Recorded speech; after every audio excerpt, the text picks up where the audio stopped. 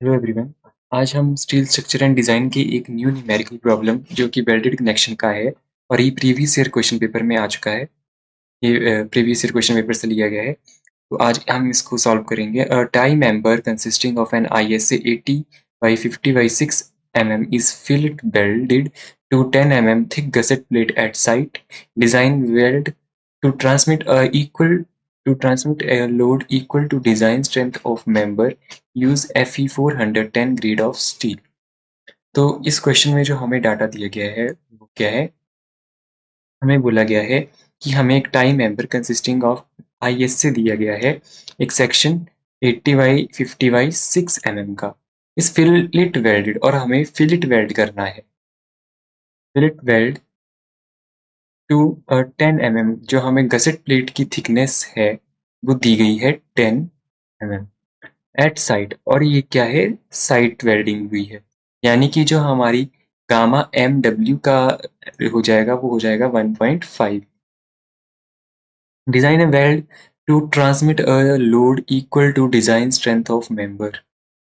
equal to design strength of member एक transmit a load, हमें load जो है वो भी खुद से कैलकुलेट करना पड़ेगा। And use Fe 410 grade of steel. तो जो हमें गिवन डाटा दिया गया है, हमें गिवन डाटा क्या दिया गया है?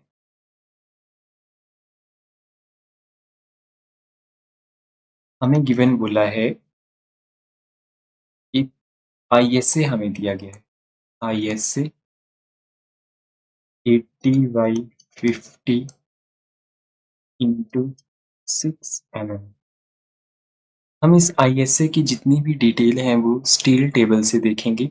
तो आप स्टील टेबल में देखें, जो ये डिटेल्स हैं ये हमने कहाँ से देखी? ये देख ली हमने स्टील टेबल से।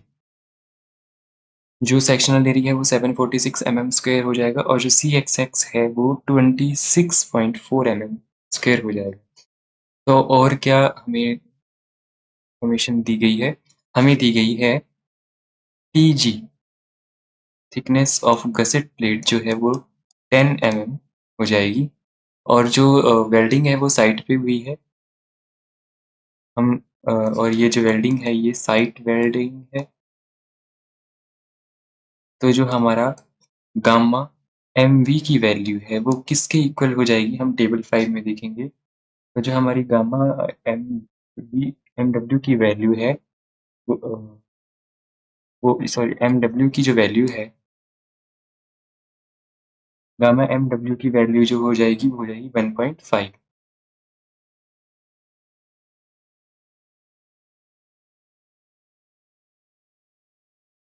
अब और हमें क्या बताया गया है? और हमें बताया गया है Fe 410। इसका क्या मतलब है? इसका मतलब है कि आपको जो F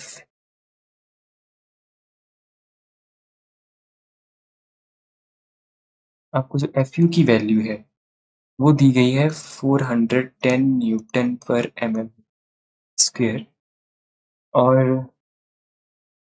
बस यही इसमें नेम था। अब जो है अपने डिज़ाइन की तरफ प्रोसीड करते हैं। तो जो हम अगर इसका डायग्राम देखें, तो हम अगर देखें तो ये हमारी जो है ये हमारी गसेट प्लेट है जिसकी थिकनेस है हमारी 10 mm।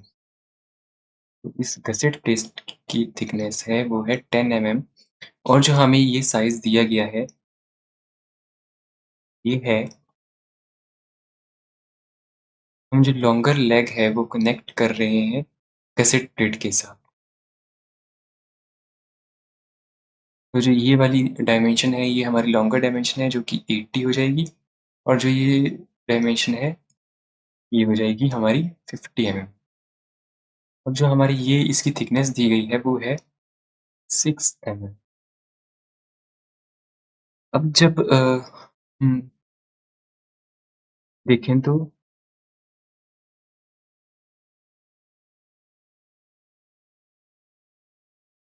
ये कुछ मैंने आपको विजुअलाइज करने में वो की है। तो ये आपकी गसेट प्लेट है जिसका ये व्यू नीचे है, और जो ये हमारा एंगल सेक्शन है कुछ इस तरह से दिखाई दे रहा है गसेट प्लेट के साथ।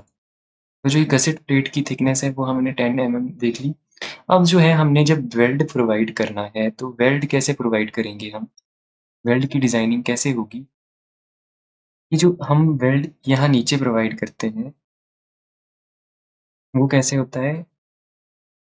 जो हम वेल्ड प्रोवाइड करते हैं, तो वो ये वाला वेल्ड जो होता है, ये हम पूरा प्रोवाइड करने की कोशिश करते हैं। ये वेल्ड लेंथ पूरी प्रोवाइड करने की कोशिश करते हैं और हम इसको भी एज़्यूम कर लें कि हम इस तरफ भी हमने अगर वेल्ड प्रोवाइड किया गया है और यहाँ पे हम थोड़ा-सा ही वेल्ड प्रोवाइड करें। अब जो ये वेल्ड है जो मैंने यहाँ प्रोवाइड किया है, ये वाला, ये कुछ स्ट्रेंथ आपको देगा। इसकी स्ट्रेंथ आ जाएगी आपकी P1 और इसकी लेंथ आ जाएगी आपकी L1 और ये वाला लेंथ जो है इसकी लेंथ आ जाएगी आपके पास L3 और ये लेंथ आ जाएगी L2।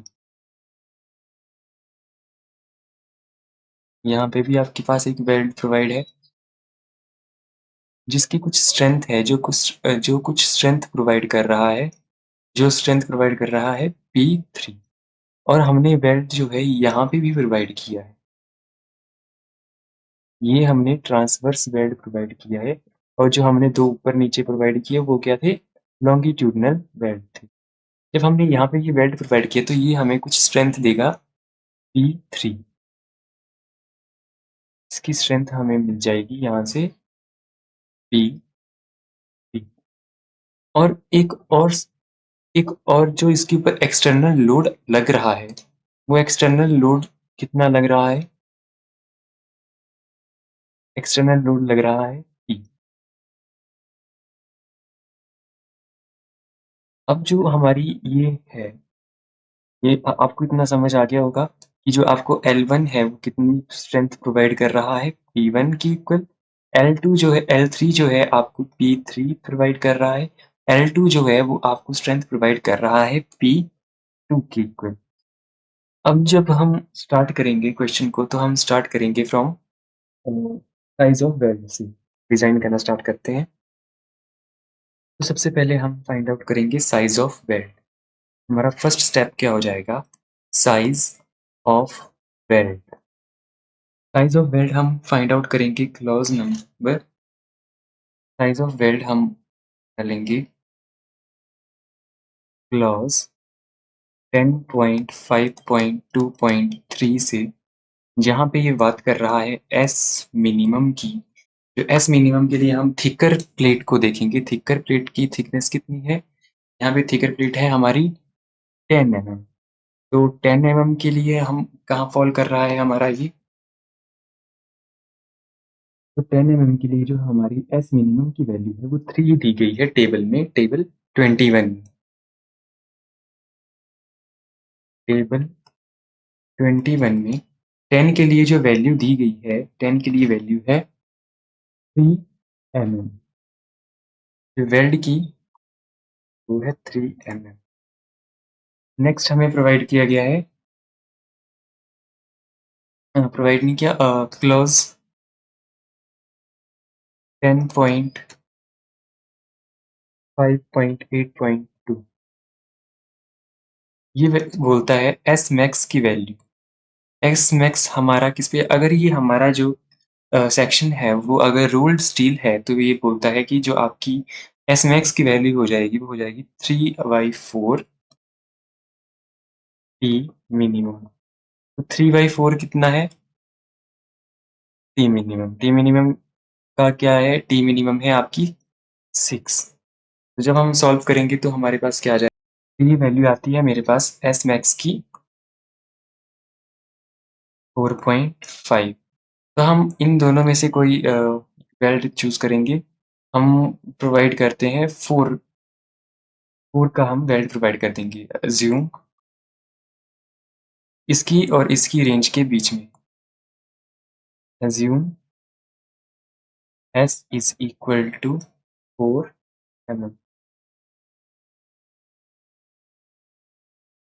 तो जो साइज ऑफ वेल्ड है वो हमने 4 एज्यूम कर लिया है। अब हम क्या करेंगे? Effective throat thickness find out करेंगे। नेक्स्ट स्टेप हमारा क्या हो जाएगा? Effective throat effective throat thickness के लिए हमारे पास जो क्लॉज है वो क्लॉज है 10.5.3.2 क्लॉज 10.5.3.2 ये बोलता है हमें, इसने हमें एक टेबल दिया हुआ है, टेबल 22। इसमें आपने अज्यूम करना है कि आपकी जो थीटा की वैल्यू है वो 90 डिग्री है। तो अगर आपकी थीटा की वैल्यू 90 डिग्री है तो आपका जो कांस्टेंट के की वैल्यू हो जाएगी वो हो जाएगी 0.7। और इफेक्टिव थ्रोट थिकनेस का क्या फॉर्मूला होता है? इफेक्टिव थ्रोट थिकनेस का फॉर्मूला होता है T T is equal to K S. S आपका साइज ऑफ बेड है और के आपका कांस्टेंट है। तो आपकी के एस की क्या वैल्यू हो जाएगी? 0.7 into S. S size of bed आपका क्या है? 4 mm। तो ये आपका थ्रोट थिकनेस कितनी आ जाएगी? तो ये आपका आ जाएगा 22.8 mm आपकी थ्रोट थिकनेस आ जाएगी। नेक्स्ट है हमारा यील्ड स्ट्रेंथ ऑफ प्लेट से हम क्या निकाल सकते हैं? हम वहां से लोड निकाल सकते हैं। तो अब हमें लोड की कैलकुलेशन करनी है, क्योंकि जो हमारे सेक्शन पे लोड है वो कितना लगेगा। तो लोड के लिए ये हमारा थर्ड स्टेप है। लोड के लिए हम क्या करेंगे? हम फाइंड आउट करेंगे यील्ड स्ट्रेंथ ऑफ प्लेट। तो वो आपको मिलेगा क्लॉज 6.2 पे। क्लॉज 6.2 से जहाँ पे आपको वैल्यू दी गई है P की, P is equal to TDG। हम P को, हमें P की वैल्यू चाहिए जो कि हम मान रहे हैं TDG के इक्वल होगी, जो कि है AG into FY upon gamma am not. तो AG की वैल्यू जो है वो हमारे पास सेक्शनल एरिया क्या है? 746 mm। 746 इंटू FY की वैल्यू कितनी हो जाएगी? 250, क्योंकि हमारा जो FU का ग्रेड है वो क्या है? FU कितना है? 410। और जो हमारा गामा एम नॉट है, गामा एम नॉट की क्या वैल्यू है? 1.1। गामा एम नॉट की वैल्यू होती है 1.1, जो आप टेबल 5 से ले सकते हैं। अब जो हम P की वैल्यू अगर कैलकुलेट करें तो ये आती है, तो इससे जो हमारी वैल्यू आती है वो आ रही है 169,545.45 न्यूटन। तो हम देखें तो हमारी P की वैल्यू क्या हो जाएगी? 169.54 किलो न्यूटन। ये हमारी P की वैल्यू हो जाएगी जो हम इसमें यूज करेंगे आगे।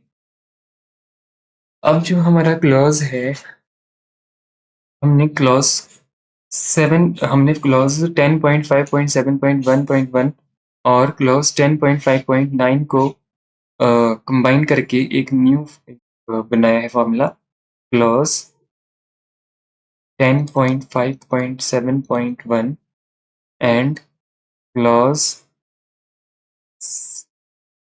10.5.9। ये हमें क्लॉज एक नया फॉर्मूला देते हैं जो है P is equal to LW throat thickness into FU upon √3 gamma MW। तो अब हमारा नेक्स्ट स्टेप क्या हो जाएगा? हमारा नेक्स्ट स्टेप है अब फाइंड आउट करना इफेक्टिव लेंथ। इफेक्टिव लेंथ, हमारी जो इफेक्टिव लेंथ है वो अब किसकी इक्वल हो जाएगी? हम इफेक्टिव लेंथ ये है हमारी LW, तो हम LW जो है इस फॉर्मूले से कैलकुलेट कर सकते हैं। तो मैं अगर वैल्यूज पुट करूं तो मेरे पास क्या आएगा? मेरे पास P की वैल्यू कितनी दी गई है? 169.5 into 10⁻³ newton is equal to LW into throat thickness मेरी कितनी आई है? थ्रोट थिकनेस आई है हमारे पास 2.8। इंटू एफ यू जो है, एफ यू है हमारी 410 divided by √3 into gamma M W. M W क्यों? क्योंकि हम गामा एम डब्ल्यू 1.5 क्यों है? क्योंकि हमारी ये क्या है, साइट वेल्डिंग है। अब जब मैं देखूं तो यहाँ से मेरे पास एल डब्ल्यू की वैल्यू आ जाएगी। तो जो हमारी एल डब्ल्यू की वैल्यू है वो हो जाएगी 383.6 mm। ये हमारी इफेक्टिव लेंथ आ गई है इस पूरे वेल्ड की, यहाँ से लेके यहाँ से स्टार्ट करके यहाँ तक। अब हमें फाइंड आउट करना है, हमें डिजाइन जब करना है वेल्ड के लिए तो हमें पता होना चाहिए कि ये वैल्यू, ये L3 और L2 कितनी है। L3 की वैल्यू हमें दी गई है, ये L3 यहाँ से लेके यहाँ तक है, तो L3 की वैल्यू कितनी है, 80 हम मान लेंगे, 80 ही है। अब नेक्स्ट स्टेप हमारा क्या हो जाएगा, हमारा जो नेक्स्ट स्टेप है वो हो जाएगा design strength of the weld. Design strength of weld,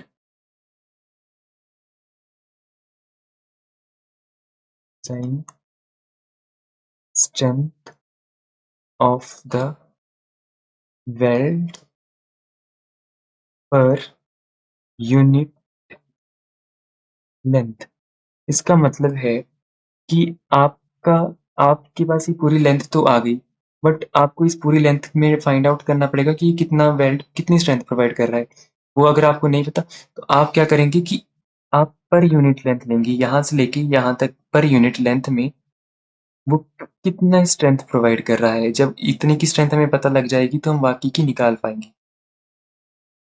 तो पर यूनिट लेंथ का हमारे पास क्या आ जाएगा, TDW is equal to LW into TT root thickness into FU on √3 into gamma MW।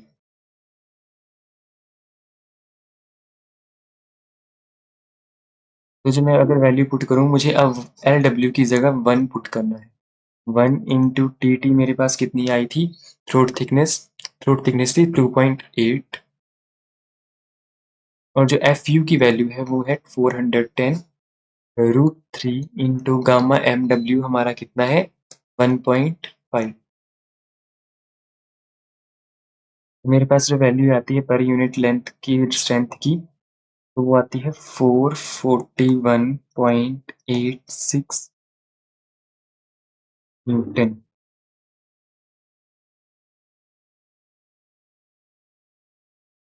अब जो हमारा वेल्ड था, वेल्ड की लेंथ कितनी आई थी, इफेक्टिव लेंथ हमारे पास आई थी 383.6, 384 हम इसको एज्यूम कर लेते हैं।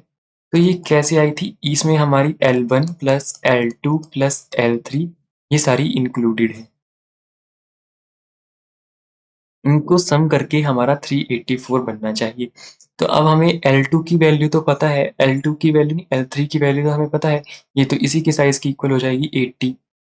बट जो हमें ये दो वैल्यूज हैं ये इनका नहीं पता, तो इसके लिए हम क्या करेंगे, हम मोमेंट्स लेंगे अबाउट पॉइंट ए की। और उससे भी पहले हमारा एक नया स्टेप क्या हो जाएगा, हमें पता करना है कि हमारा जो L3 वेल्ड है, L3 साइज का वेल्ड है, L3 का लेंथ का जो वेल्ड है कितनी स्ट्रेंथ प्रोवाइड कर रहा है। तो हमारा जो L3 स्ट्रेंथ प्रोवाइडेड बाय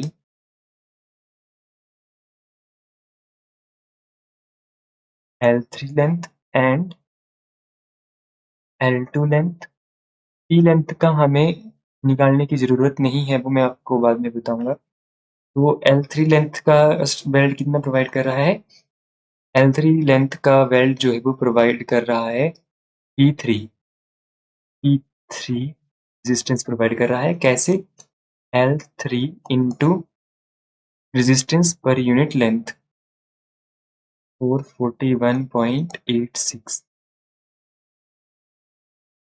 और L3 की हमारी कितनी वैल्यू है, L3 की वैल्यू है हमारी 80 इंटू 441.86, ये आपकी P3 की वैल्यू आ जाएगी। अब हमें ऐसे ही P2 की वैल्यू चाहिए। P2 की वैल्यू कैसे आएगी, resistance provided by length 2 into resistance provided by per unit length, ये हमारी वैल्यू है P2 की। अब हम मोमेंट्स कैलकुलेट करेंगे अबाउट पॉइंट ए। तो हम यहाँ पे एक पॉइंट लेते हैं ए, और इसके अबाउट जो है हम मोमेंट्स कैलकुलेट करेंगे अपनी वेल्ड लेंथ निकालने के लिए।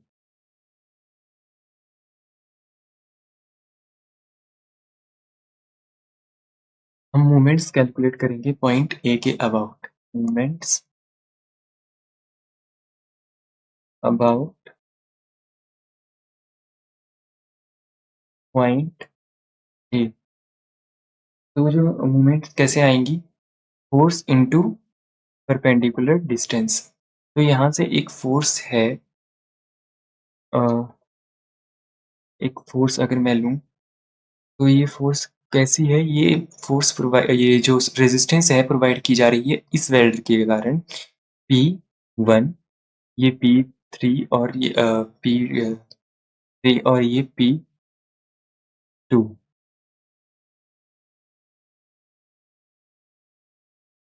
तो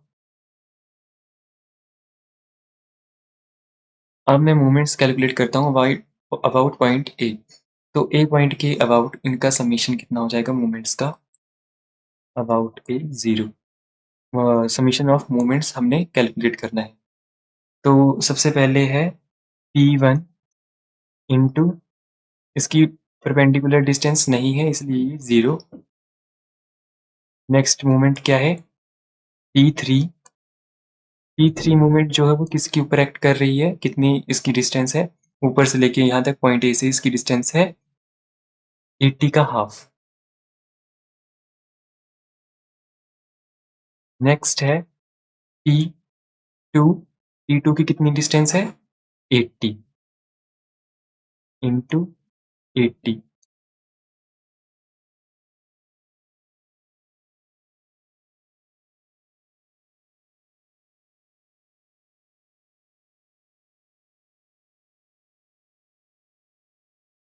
और हमें एक एक्सटर्नल लोड भी दिया गया है P, वो किस पे एक्ट कर रहा है, वो एंटी क्लॉकवाइज, इसकी नेचर जो है वो आउट आउटस्टैंडिंग की तरफ है, मतलब बाहर की तरफ है, इनके अकॉर्डिंग नहीं है। ये जो है रोटेशन प्रोवाइड कर रहे हैं, ये जो रेजिस्टेंस प्रोवाइड कर रहे हैं वो क्लॉकवाइज डायरेक्शन में है और ये एंटी क्लॉकवाइज में है, इसलिए हम इसे माइनस में कंसीडर करेंगे। माइनस, या फिर हम ऐसे कह सकते हैं कि इसकी जितनी रेजिस्टेंस, जितनी इस लोड के इक्वल, इस लोड को बैलेंस करने के लिए कितने लोड काम कर रहे हैं, इस एक एक्सटर्नल फोर्स को, ये जो एक एक्सटर्नल फोर्स है, इसको बैलेंस करने के लिए, इसको काउंटरैक्ट करने के लिए हमारे पास P1, P2 और P3 लोड जो है काम कर रहे हैं। तो जो हमारा रेजिस्टेंस है वो किसके इक्वल हो जाएगा, P के इक्वल हो जाएगा। और जो कितने इसके ऊपर लग रहा है 80 से, ये देखिए यहाँ पे हमने सी एक्स एक्स डायरेक्शन थी, वो हमने देखी थी स्टील टेबल से। तो ये कितना हो जाएगा, ये सी एक्स एक्स है। और हमें पर क्या चाहिए, हमें तो ये वाली डिस्टेंस चाहिए जहाँ पे ये लोड एक्ट कर रहा है। तो हम 80 में से सी एक्स एक्स माइनस कर दें तो हमारे पास ये वैल्यू आ जाएगी। तो 80 माइनस सी एक्स एक्स। तो जो मतलब है कि इस मोमेंट को काउंट बैलेंस करने के लिए इसके इक्वल है, ये इसके इक्वल, मतलब इसको बैलेंस करने के लिए, एक्सटर्नल लोड को बैलेंस करने के लिए हमें वेल्ड, 3 तरह के वेल्ड प्रोवाइड करने पड़ रहे हैं जो इसको बैलेंस करेंगे। तो अब मैं देखो इक्वेशन क्या बनेगी, P1 क्या है, P1 ये तो पूरा 0 से मल्टीप्लाई है, 0 हो जाएगा। P3 कितना है आपके पास, P3 हमने पिछले स्लाइड में देखा था, P3 है आपका 80 इंटू 441, 80 इंटू 441.86। ये आपके पास लोड था, इसकी वैल्यू P3 की हमने पहले फाइंड आउट की थी, इंटू 80/2 प्लस P2 क्या है, P2 की वैल्यू कितनी थी, L2 इंटू 441। T2 की वैल्यू है L2 इंटू 441.86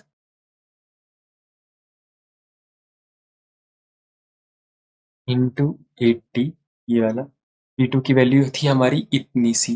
वैसे ही यहाँ पे L3 की वैल्यू इतनी सी थी, T3 की वैल्यू इतनी सी थी, और बाकी ये ऊपर से हम फॉर्मूले में से लिख रहे हैं। अब मैं इसको अगर इस तरफ ले जाऊं तो ये माइनस में चला जाएगा, माइनस में चला जाएगा तो P की कितनी वैल्यू है हमारी, हमें कितना लोड दिया गया है, हमें लोड दिया गया है, लोड नहीं दिया गया, हमने लोड कैलकुलेट किया है 169.54, 169.54, 169.5, 169.5 इंटू 80 माइनस CXX कितना था हमने फाइंड आउट किया हुआ 26.4, 26.4 इज इक्वल टू 0। अब जब हम इसको देखेंगे तो हमारे पास सारे अननोन्स जो हैं वो फिल हो गए, बस एक अननोन बचा है L2, हमारे पास L2 की वैल्यू आ जाएगी। तो इससे जो हमारी L2 की वैल्यू है वो आती है 217.01 mm। तो हम इसे राउंड अप करके लेंगे, L2 इज इक्वल टू 217 ही लेते हैं mm। अब हमारे पास जो इफेक्टिव लेंथ दी थी पहले, वो LW वो थी 384, जो LW थी वो थी 384, जो को किसको मिला के बनी थी L1 plus L2 plus L3। L2 हमने कितना देखा, L2 था हमारा हमारा L2 निकल के आ गया कितना, L2 है हमारा 217, जो L3 था हमारा वो किसके इक्वल था, 80 के इक्वल था, और जो हमारा L1 है वो हम अब फाइंड आउट कर सकते हैं क्योंकि इस इक्वेशन को अप्लाई करके। तो L1 हमारा कितना आ गया, इज इक्वल टू L1 है, L1 हमारा आ गया 87 mm।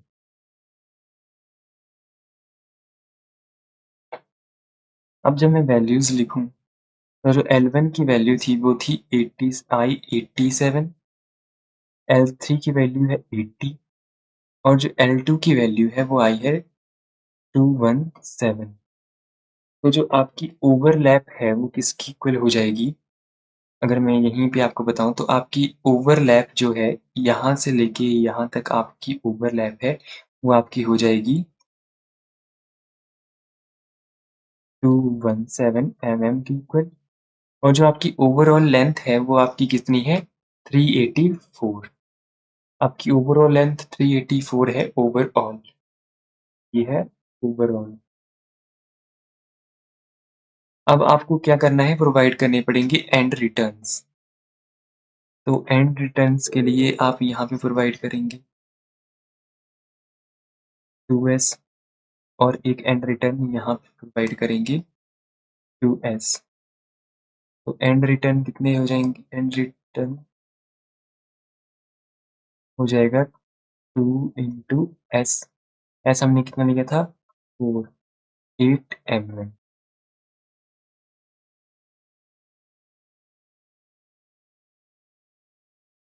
तो आपकी ओवरऑल लेंथ कितनी हो जाएगी अब 384 ओवरऑल लेंथ,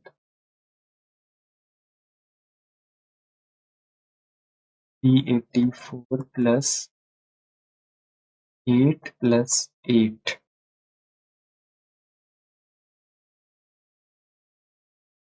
400 mm। आप ओवर आप क्या करेंगे, ओवरलैप लेंथ प्रोवाइड करेंगे, ओवरऑल लेंथ प्रोवाइड करेंगे। ये आपका एक वेल्ड डिजाइन हो गया। So thank you for watching.